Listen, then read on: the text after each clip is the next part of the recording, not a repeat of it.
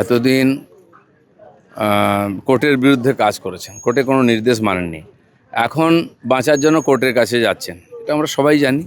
কোনো ব্যাপারে সাময়িক কোনো হয়তো কোর্ট একটুখানি দিতে পারে সুবিধা, কিন্তু তার মানে এই নয় যে কোর্টের তদন্তে আপনি বাধা দেবেন, আইনের তদন্তে বাধা দেবেন আর তারপরে কোর্ট আপনাকে বাঁচাবে। এটা হয় না। আর এরকম বহু লোক করেছিল। এই আগের নেতারা দেখুন না, কেউ হসপিটালে ভর্তি হয়েছে, কেউ অন্য কিছু দেখাতো, তিনি তো নিজের নোটিশও নেননি, সিআইডির লোককে দিয়ে পাঠিয়েছেন। সহযোগিতা কিসের?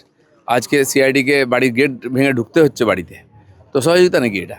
বাকিটা কোর্টই দেখবে। যেখানে যত ঘোটালা মানে দুর্নীতি হয়েছে পশ্চিমবাংলায়, নিচ থেকে উপর অবধি সব জায়গায় ওনাদের হাত আছে, পার্টির হাইকমান্ডের হাত। সব সুবিধা ওনারা নিয়েছেন, নাহলে বন্ধ করেননি কেন? সব জানতেন। নেতারা দিনের পর দিন জেলে যাচ্ছে, ওনারা চুপ আছেন, পার্টি থেকেও বহিষ্কার করেননি। তো সেই জন্য সমর্থন তো ছিলই সব জায়গায়। যেমন যেমন তথ্য আসবে আইন সেরকমভাবে এগোবে। একজন নেতাকে নিয়ে আলোচনা করতে গেলে দিন কেটে যাবে। এরা যা অপরাধ করেছে, যা অপমান করেছে লোককে, আর বাংলা যে বদনাম করেছে, সাধারণ মানুষের দিন মুখ বন্ধ করেছিল, এখন তারা কমপ্লেন করতে আরম্ভ করেছেন, তার তদন্ত হচ্ছে। আর বাকি কিভাবে ডিমের দাম বাড়ছে আপনারা দেখছেন। আর এটা চিন্তার বিষয় আছে। কমপক্ষে মানুষ ক্ষোভটা ডিমের উপর দিয়ে দাঁড়াচ্ছে। যদি ইট পাটকেল নিত, ইটের দাম বেড়ে যেত। পশ্চিমবাংলায় যে যা করছিল খালি বাধ্য হয়ে করছে, দুজন ছাড়া। এখন বোঝা যাচ্ছে সবাই বাগী হয়ে যাচ্ছে। পুলিশ প্রশাসন সবাইকে চেপে রাখা হয়। সাধারণ মানুষ, পার্টির কর্মীরাও ওখানে স্লেভের মতো ব্যবহার করতে আসেন, দাসের মতো। তারা বলেছে থ্রেট কালচার।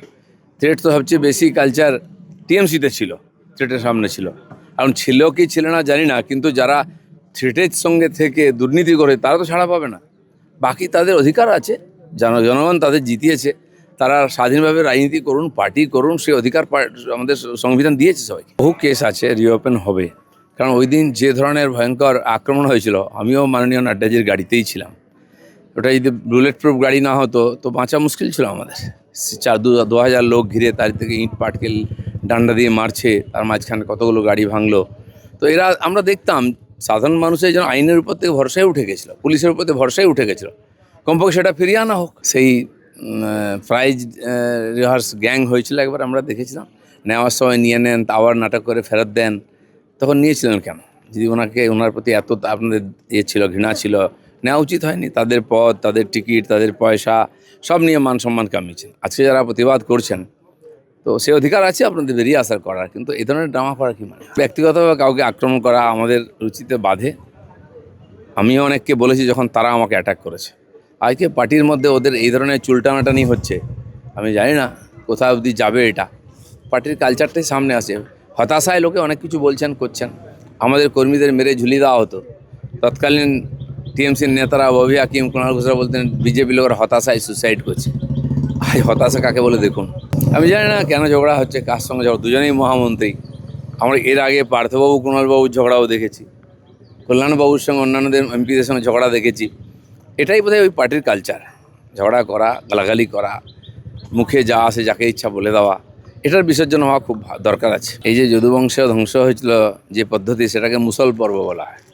আমরা আগের থেকেই বলেছিলাম যে টিএমসির মুসল পর্ব শুরু হয়েছে, তার প্রত্যক্ষদর্শী আমরা। মহাভারত দেখিনি, শ্রীকৃষ্ণের যদুবংশকে দেখিনি, কিন্তু এই কুরুবংশকে দেখছি কীভাবে ধ্বংস হয়ে যায়। সৌগত রায় বলছেন আজ পর্যন্ত মমতার সঙ্গে আছি, কাল কীভাবে জানি না। অনেকেই বলবেন, পরিস্থিতির দিকে তাকিয়ে আছেন, অপেক্ষা করুন।